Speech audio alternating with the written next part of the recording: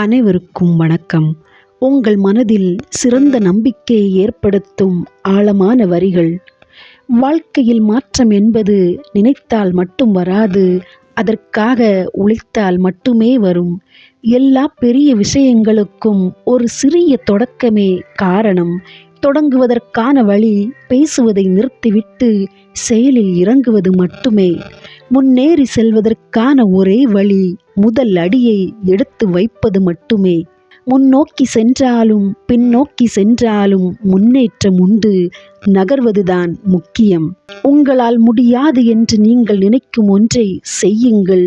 தோல்வியுறுங்கள், மீண்டும் முயலுங்கள், இரண்டாவது முறை இன்னும் சிறப்பாக செய்யுங்கள்.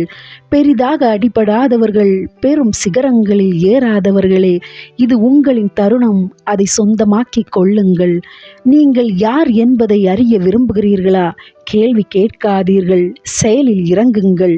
செய்யும் செயலே நீங்கள் யார் என்பதை வரையறுக்கும்.